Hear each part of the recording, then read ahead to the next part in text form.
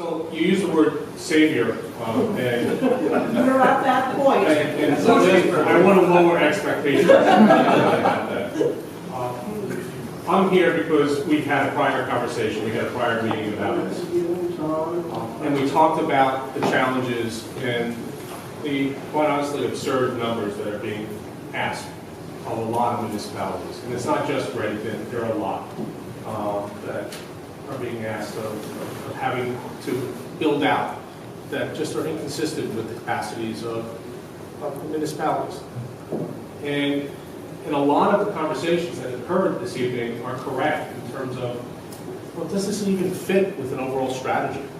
And where is the overall strategy? And from my perspective, there isn't. There hasn't been one. There is no conversation. There's never been plan put together at a statewide level of, well, wait a minute, what happens when all this occurs? What happens when, if all of these homes get built, what will the impact be to the state? What's going to be the impact to all the population shift? What's going to happen to the road systems, the sewer systems all around? Because none of it's been looked at. It's just these numbers have been tossed out.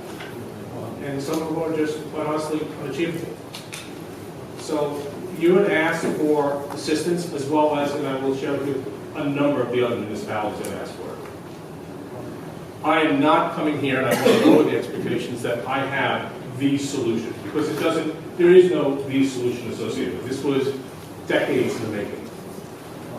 But you right now have no tools to work with.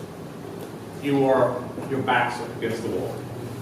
So I am hopefully trying to provide some choices, some options where no options exist.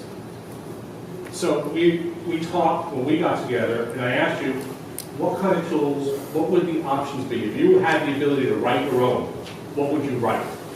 And we talked about it. We talked about the idea of being able to go back in time where you had some choices of being able to talk to other municipalities, share some of the obligations with other municipalities that you had in the past.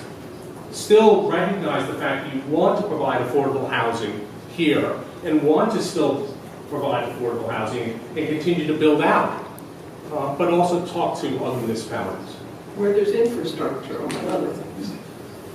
So I talked, and I shared with you that that's exactly the kind of thing I was working on. So today, a little bit busy day down in Trenton. You may have heard about some things that were taking place. But today I did introduce a new piece of legislation that did exactly the kinds of things that we were talking about. And if passed, it would effectively cut your obligation in half. It would allow municipalities to have conversations with others, to share their moderate income obligations with another municipality.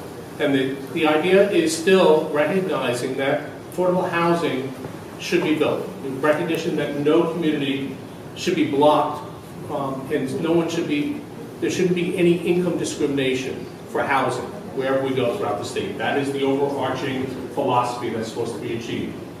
But it should also give you a tool to be able to work where you can talk to another municipality.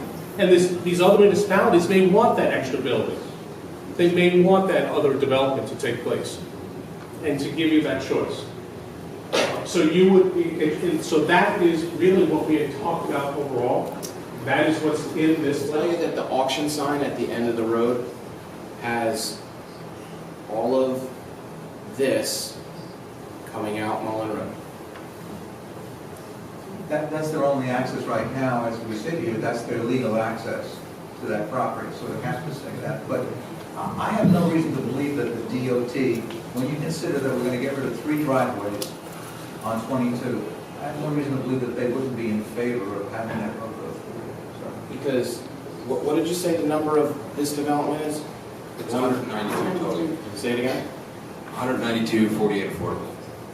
192 plus what's this when that happens? Well, that's still being negotiated. If it happens. How many units?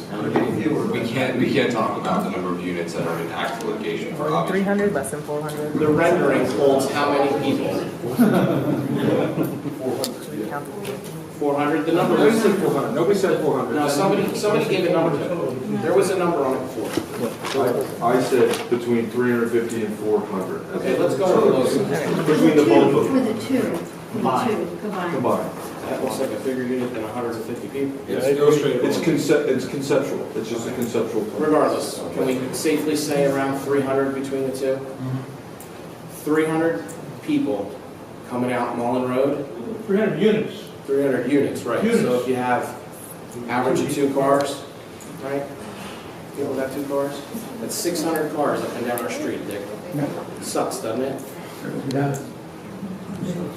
You guys have any of this by your house? Anybody?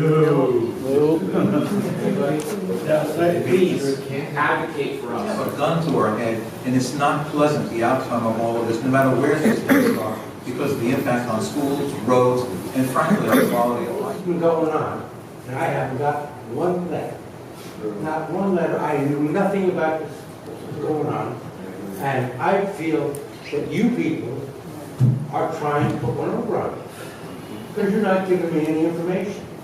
How am I supposed to know all this stuff is going on? And Fair Share Plan is a document that goes through everything we just talked about. It goes through every single compliance mechanism, the numbers that are associated with that. There's a public hearing at the planning board level to gain input, and this then becomes part of your master plan, but it also is what's called a Fair Share Plan that the Township Committee also has to endorse as we move forward into the court and submit it to the court for ultimate approval.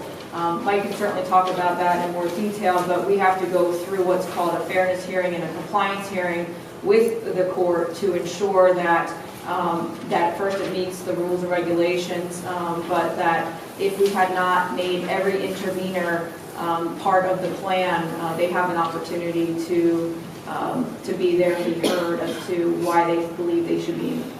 And the main reason behind this is that you have mixed income communities that have both market rate and affordable where otherwise potentially wouldn't have been created. Now, the benefit to that is that it is developer financed, meaning the developer comes in, buys a piece of property, and funds the entire thing. It doesn't require funding from the municipality.